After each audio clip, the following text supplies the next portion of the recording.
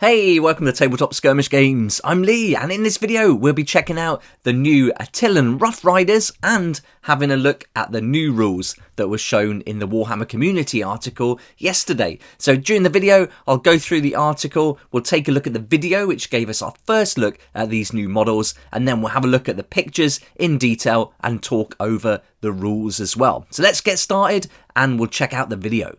Here we go, here's the video and our first look at these brand new models to add to our Imperial Guard armies. And at first I thought it was going to be the Solar model, but it's not. It's the Rough Riders, and this is going to be a brand new set that we can add to our armies. So the detail is just incredible, as we would expect. But so many awesome details on this model. I don't know if the aesthetic is for me. The helmets I'm not a fan of, but I think we could easily do some head swaps and create something pretty cool. But overall, some fantastic looking miniatures. That's the video. Now let's have a look at the model, and I think a lot of people are going to be happy to see the return of these Rough Riders. They haven't been around since 2nd edition back in 2009, so this is really awesome to see them getting a refresh, and what a great job they've done on them. I just can't wait to see the models up close and the different positions we're going to get the horses in. Also want to see how many different heads are going to be included in this set as well. That's going to be cool, so really looking forward to seeing the sprues for these. But overall, just looking through the details on the model, the armour, the head guard on the horse, all the different pouches, bags, the straps, it just looks really cool. So the only thing that's letting it down for me are those helmets. Yeah, I'm just not a fan of them, and maybe the fur around the glove would fit in. Certainly if you're doing a winter themed army, it's going to work, even if you swap the heads and made them into Krieg or Cajun, that would work. But otherwise, if you wanted something a bit different, you didn't want to go with that winter theme, you might have to just cut that fur off and do a little bit of kit bash in there to try and make that work. But that's not going to be too much of an issue at all. But let's have a look at some more of the photos then. So here we go. Here's a close-up of the face, and the faces are just getting so good at the moment, really crisp and detailed, and the paintwork on this has been done really well. Here you can see the different straps up close, all those pouches, they're really adding to this model. You've got that dagger, so the attention to detail here on the stirrups is just top class, really well done. Then they've got the branding on the horse, always makes me cringe seeing things like that. But yeah, that's got the Astra Miliarum brand in there, and you can also see it on the water bottle, so we're getting that theme carried right through. And then you're going to see there's 5 models altogether. So it's looking like it's definitely going to be a set of 5, as we can see it in this picture. And then also there's 5 bunched together here as well. And it looks like there's some different weapons to take a look at, but we'll check that out as we go through the rules.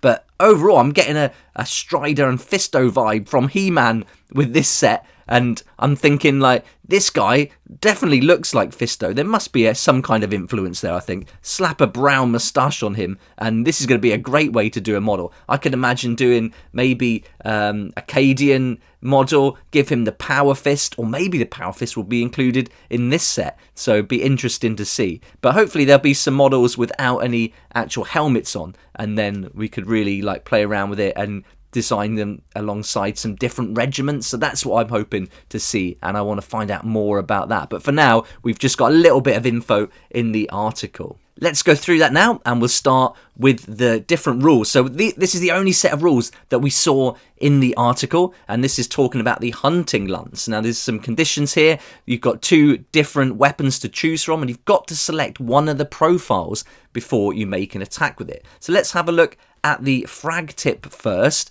And so this is going to be a melee weapon, so the range is melee, type is melee, the strength is user. We don't know what their strength is going to be yet, so we'll have to wait and see on that. Potentially 4, what do you think? Let me know in the comments down below. I can't imagine it being 3 with them being on the horse, because you've got that extra strength from the momentum of the horse rushing forward. So I could certainly see 4 working for this, with AP -1 and damage 1. And then they've got a special ability here, where each time an attack is made with the weapon profile, a successful hit roll scores 2 additional hits. So it doesn't have to be a 6 or anything like that. It's just a successful hit roll. So for every single successful hit roll, you're going to get an additional 2 additional hits. So that's pretty cool. That's going to rack up. Again, we've got to see just how many attacks they can make. But if it's 3 or 4 and you're rolling, you're getting some hits, then potentially it's going to be quite a few damage points being racked up there, especially if you're going up against some kind of horde army and you want to get stuck into a unit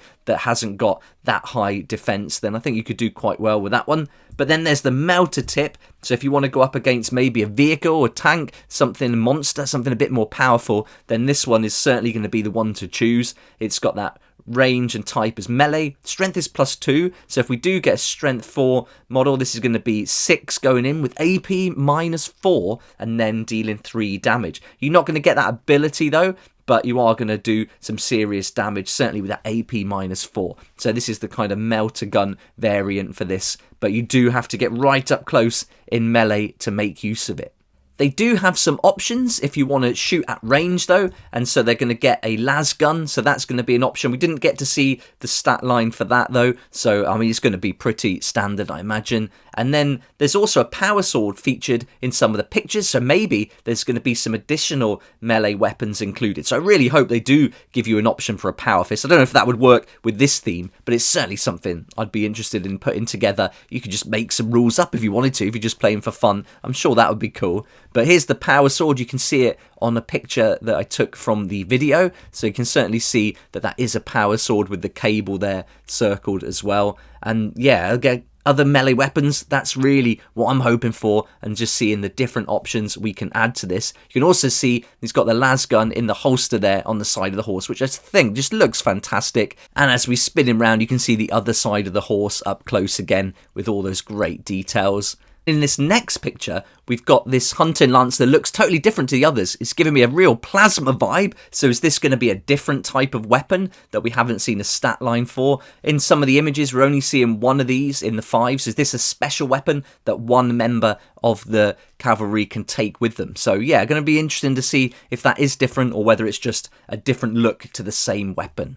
The article also told us that the unit is going to get the Platoon Keyword, so this is cool. This means that they can receive orders from officers, also from that Cadian Catalan as well, so you can mix up the different regiments into one army, so that's really cool. They're also going to get the core keyword, and now this is going to give them access to a wide variety of bonuses. So these bonuses are going to come from the rules that we saw when we got our first look at the new army set and the codex details for the Imperial Guard. So really looking forward to finding out more about those rules certainly, and how we can mix all these different regiments together. Because I think that's one of the big bonuses, being able to mix them, play the different regiments. And I think it'd be really fun if you've got a bunch of friends who've each got different armies and are collecting a different regiment, to put them all together into one big army and play a huge game of 40k. I think that'd be really fun. We did get some more information right at the bottom of the Warhammer community article. It tells us, join us next week for another reveal from the Codex Astra Militarum, a big one. So is this going to be the tank? I was really hoping to see it this week actually. I thought because we saw the Cadian Castellan last week, a single model, we might see a tank this week. But it looks like it's going to be next week. Can't wait for that. Which one is it going to be? And yeah, let me know what your predictions are in the comments section below. I'd love to hear what you think. Is it going to be the Rogue or Dawn, or is it a different tank? Maybe that one that looked a bit like the Soviet tank that we've seen in a few pictures now. So lots to look forward to. Loving these weekly Monday reveals for the Imperial Guard. Can't wait to find out what we're going to get next week. Overall, I think these are fantastic looking models. Although they're not my aesthetic, I don't like the helmets at all. I couldn't imagine that in my army. If there's an opportunity to do a head swap and include them in the kind of new regiment that I'm putting together with that Cadian army set, then that could certainly work. Going with a winter theme, I don't mind, because I want to go with an urban look. So maybe going with an urban winter theme would be really cool. And then include these in there, swap the heads, and then everything else is going to fit and work really nicely. So I think that could look great. But the detail, you just can't knock it. It's just so well done. The horse looks fantastic. The model on top is great. And all the poses we've seen in the pictures look awesome. But yeah, so happy overall, but not my favourite model I've seen so far for the Guard. And I'm really looking forward to that tank. But I hope you enjoyed this video, and thanks so much for watching. If you did like it, please hit the like button, subscribe for more videos like this one, and don't forget to hit the notification bell too to join me here next time on Tabletop Skirmish Games. I'd like to say a huge thank you to my sponsors and supporters for making these daily videos possible, and to my Patreon members who have given me that support right from the beginning. I really appreciate that. Thank you so much. If you'd like to join Patreon, join the community, support the channel, then I'll put links down in the description below where you can find out more.